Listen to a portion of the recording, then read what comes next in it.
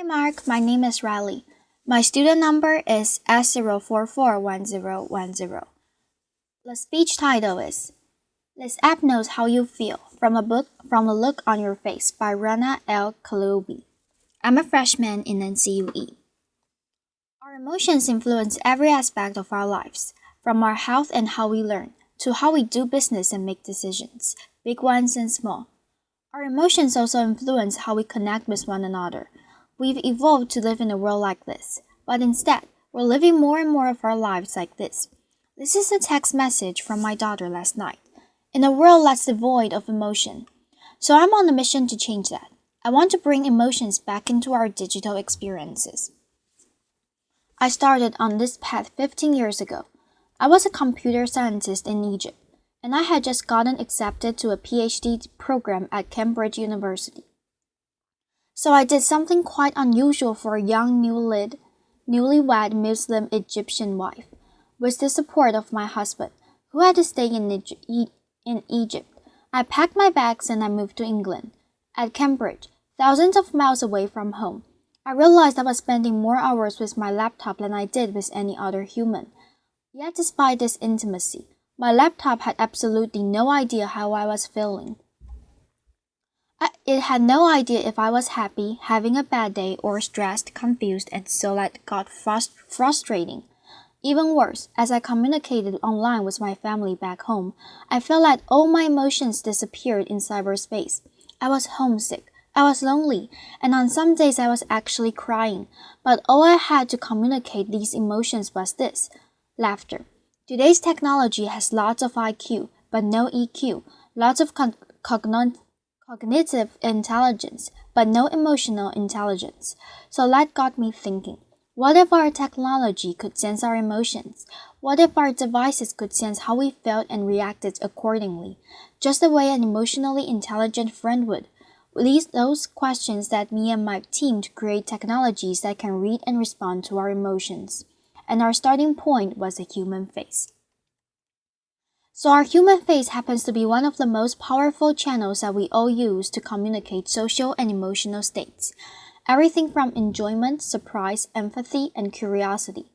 In emotion science, we call each facial muscle movement an action unit. So for example, action unit 12. It's not a Hollywood blockbuster. It is actually a lip corner pull, which is the main component of a smile. Try it, everybody. Let's get some smiles going on. Another example is action unit 4. It's a brow furrow. It's when you draw your eyebrows together and you create all these textures and wrinkles. We don't like them, but it's a strong indicator of a negative emotion. So we have about 45 of these action units, and they combine to express hundreds of emotions. Teaching a computer to read these facial emotions is hard, because these action units, they can be fast, they're subtle, and they combine in many different ways. So take, for example, the smile and the smirk. They look somewhat similar, but they mean very different things. Laughter. So a smile is positive, a smirk is often negative. Sometimes a smirk can make you become famous, but seriously, it's important for a computer to be able to tell the difference between the two expressions. So how do we do that? We give our algorithms tens of thousands of examples of people we know to be smiling from different ethnicities, ages, genders, and we do the same for smirks. And then, using deep learning, the algorithm looks for all these textures and wrinkles and shape changes on our face, and basically learns that all smiles have common characteristics. All smirks have subtly different characteristics, and the next time it sees a new face, it essentially learns that this face has the same characteristics of a smile, and it says, "Aha, I recognize this. This is a smile expression." So the best way to demonstrate how this technology works is to try a live demo. So I need a volunteer, preferably somebody with a face. Laughter. Chloe's going to be our volunteer today. So over the past 5 years, we've moved from being a research project at MIT to a company, where my team has worked really hard to make this technology work, as we like to say, in the wild. And we've also shrunk it so that the core emotion engine works on any mobile device with a camera, like this iPad. So let's give this a try. As you can see, The algorithm has essentially found Chloe's face, so it's this white bounding box, and it's tracking the main feature point on her face, so her eyebrows, her eyes, her mouth, and her nose. The question is, can it recognize her expression? So we're going to test the machine. So first of all, give me your poker face. Yep, awesome.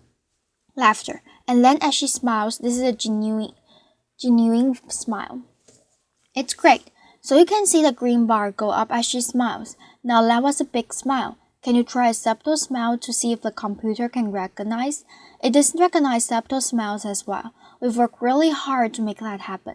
And an eyebrow raised, indicator of surprise. Brow furrow, which is an indicator of confusion. Frown, yes, perfect. So these are all the different action units. There's many more of them. This is just a slimmed down demo, but we call each reading an emotion data point, and then they can fire together to portray different emotions. So on the right side of the demo, they look like you're happy. So that's joy. Joy fires up and then give me a disgust face. Try to remember what it was like when Zayn left One Direction. Laughter. Yeah, wrinkle your nose, awesome. And the balance is actually quite negative. So you must have been a big fan. So balance is how positive or negative an experience is, and engagement is how expressive she is as well. So imagine if Chloe had access to this real-time emotion stream, and she could share it with anybody she wanted to. Thank you. Applause.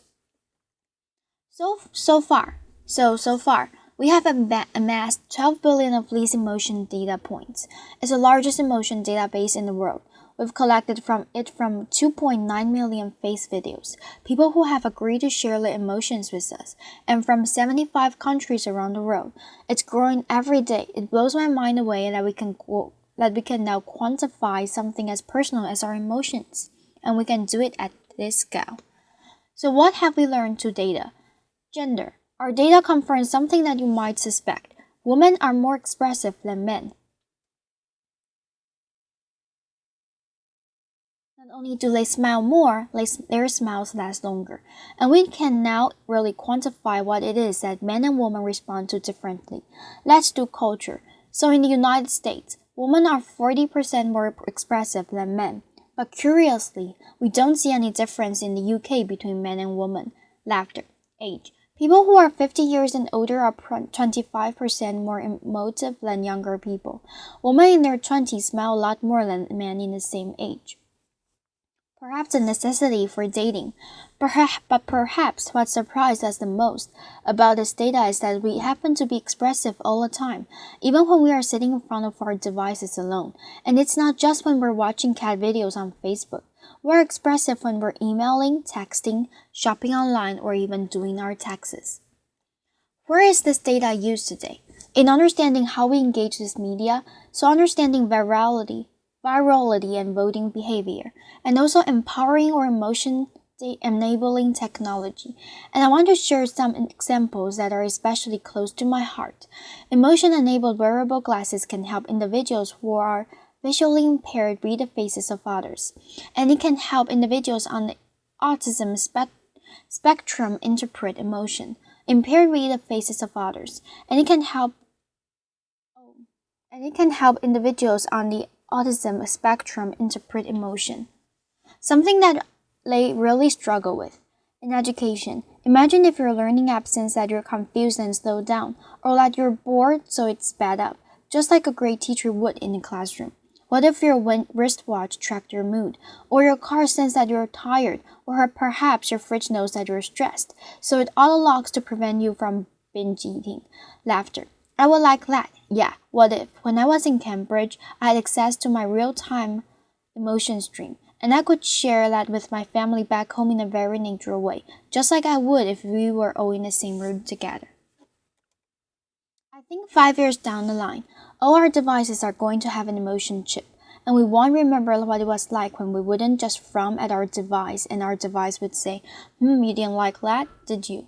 Our biggest challenge is that there are so many applications of this technology. My team and I will realize that we can't build them all ourselves, so we've made this technology available so that our developers can get building and get creative. We recognize that there are potential risks and potential for abuse, but personally, having spent many years doing this, I believe that the benefits to humanity from having emotionally intelligent technology far outweigh the potential for misuse. And I invite you all to be part of the conversation. The more people who know about this technology, the more we can all have a voice in how it's being used.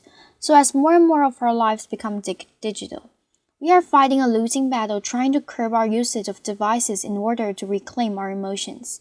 So what I'm trying to do instead is to bring emotions into our technology and make our technologies more responsive. So I want those devices that have separated us to bring us back together, and by humanizing technology, we have this golden opportunity to reimagine how we connect with machines, and therefore how we, as human beings, connect with one another. Thank you. Applause.